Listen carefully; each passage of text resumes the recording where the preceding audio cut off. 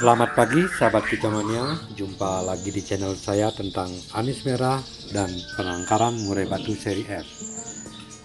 Nah, di sini saya akan melanjutkan dari hasil perawatan anis merah yang ngembung, bunyinya tipis-tipis ataupun serak.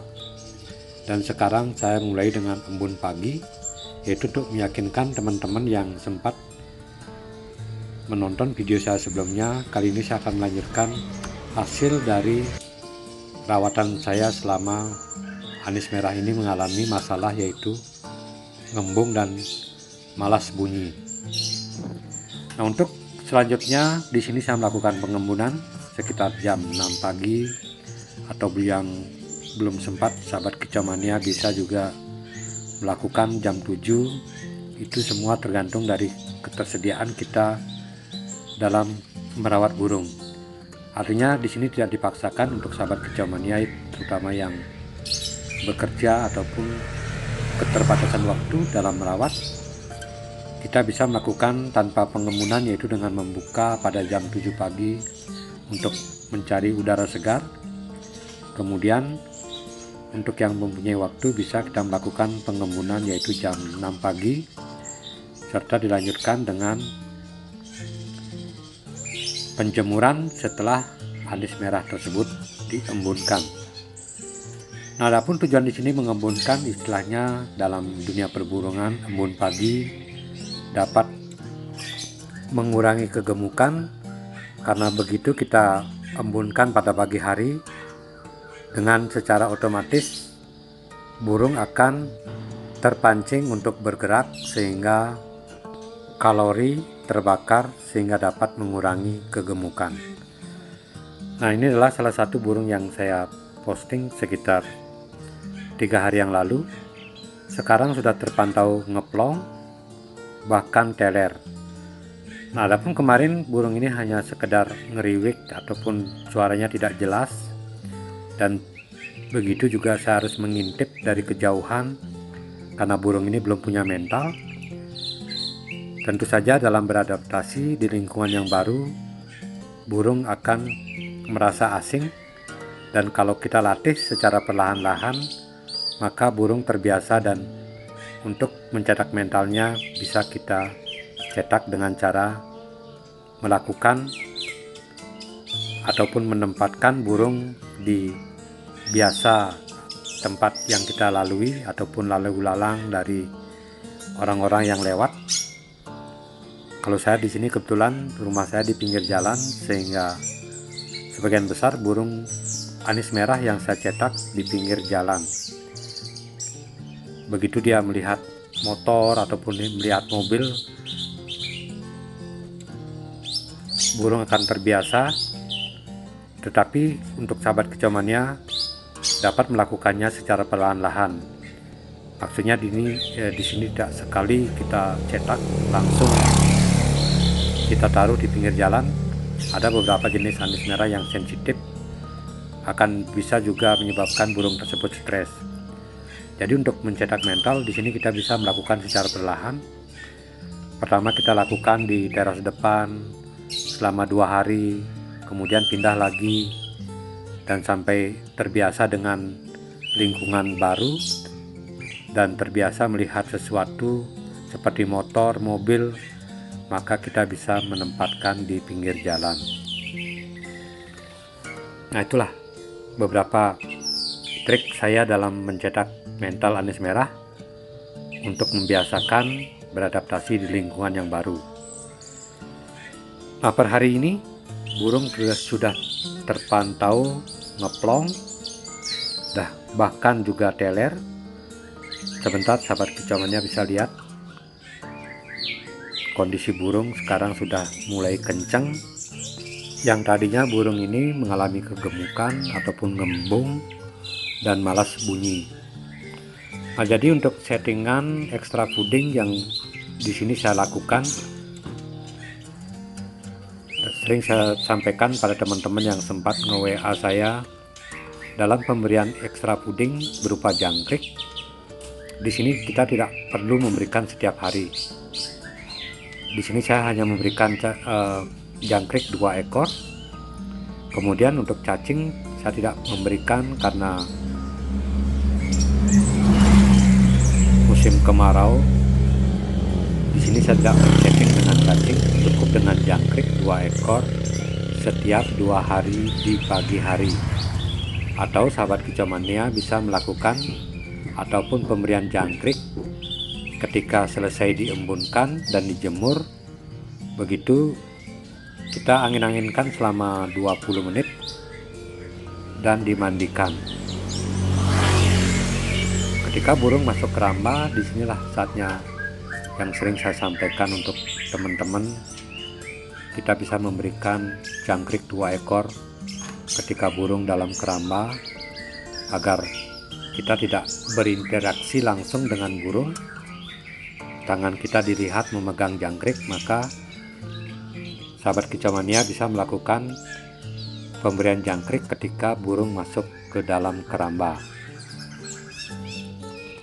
Nah, sekarang burung yang seminggu lalu masih suaranya bisik-bisik ataupun ngeriwik tipis, ngeplong tipis, sekarang sudah mulai ngeplong dan teler. Nah, untuk di sini saya selalu melakukan ataupun memantau untuk gaya teler dari anis merah yang gambling. Tentu saja dalam membeli anis merah kita tidak tahu, apalagi gambling, kita tidak pernah tahu bagaimana telernya. Begitu juga ketika kita membeli anis merah muda,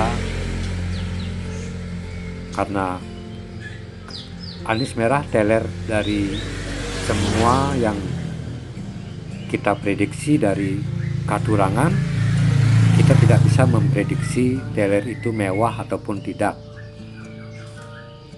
Banyak teman-teman yang memprediksi dari katurangan ataupun dari bentuk kaki, bentuk tubuh.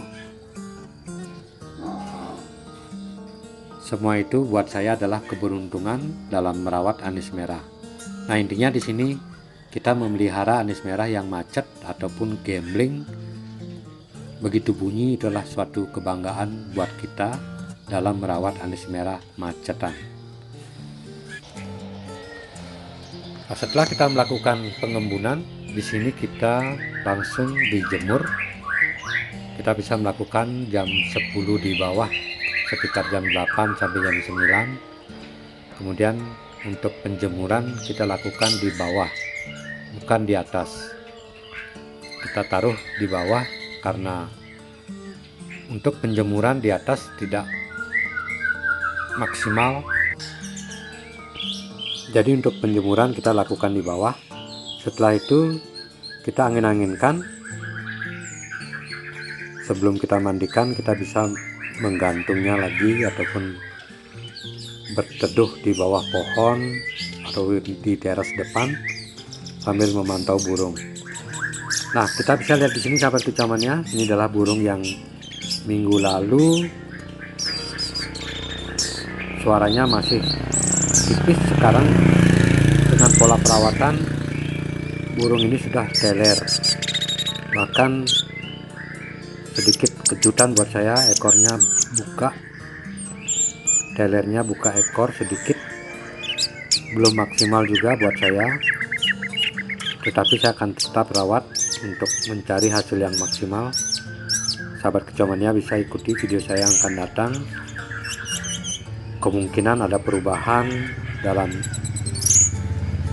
gaya teler ataupun kondisi dari anis merah yang saya rawat dengan pola embun pagi, jemur, mandi pagi, serta pemberian jangkrik 2 ekor setiap 2 hari.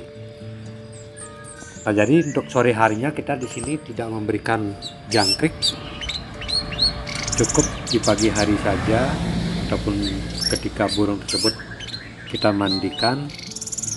Di sanalah saatnya kita memberikan jangkrik 2 ekor. Nah, di sini kita bisa lihat burung sudah terbiasa dengan lingkungan di sekeliling rumah saya. Kalau di sini juga tempatnya tidak terlalu ramai, mobil jarang lewat ataupun motor jarang lewat.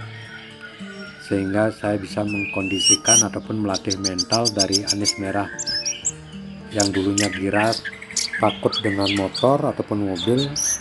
Kita bisa melakukan secara perlahan-lahan. Untuk anis merah di sini hanya berbagi pengalaman, sahabat kecamannya.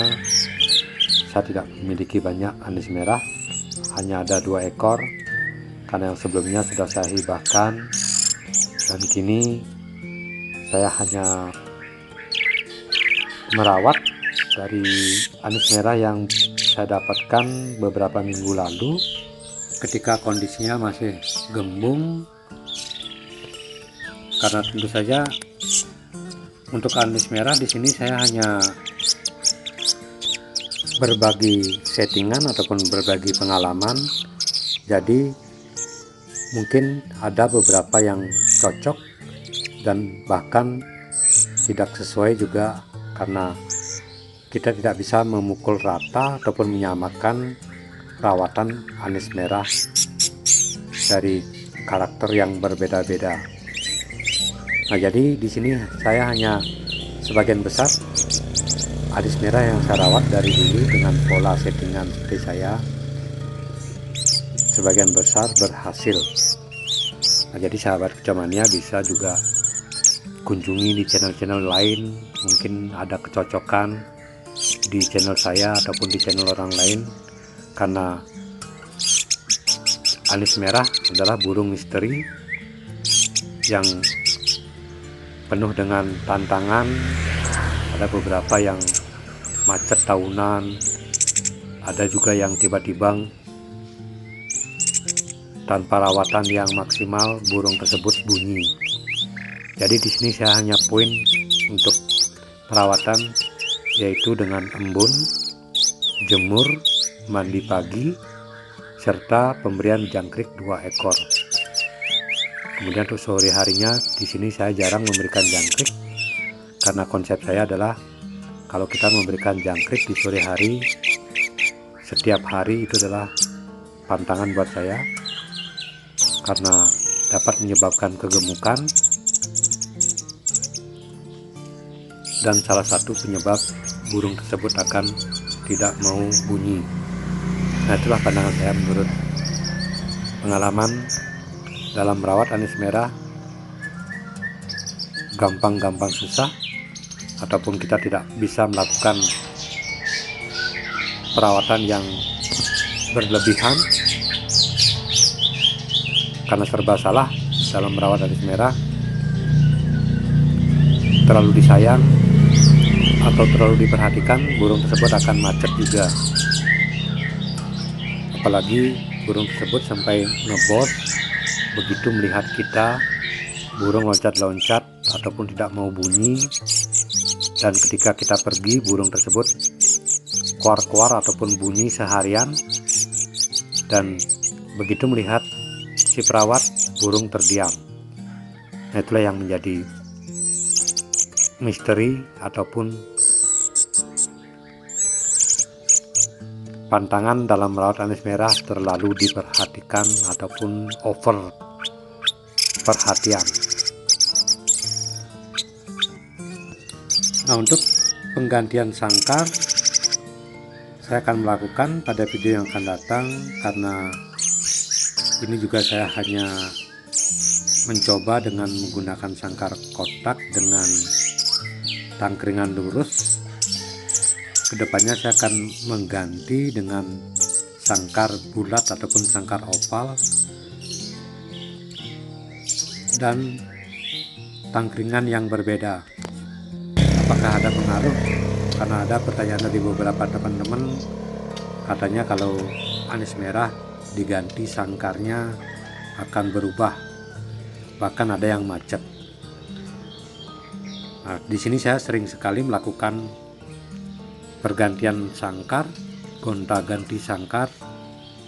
Untuk sementara belum pernah mempunyai pengalaman anis merah tersebut macet. Kemungkinan juga ada beberapa jenis anis merah yang sangat sensitif, begitu pindah sangkar karena kita terlalu takut dalam melakukan mencetak mental. Buat saya mental itu adalah yang nomor satu untuk anis merah, dan terbiasa dengan gonta-ganti sangkar. Nah demikian sahabat kecamannya, di sini saya hanya berbagi.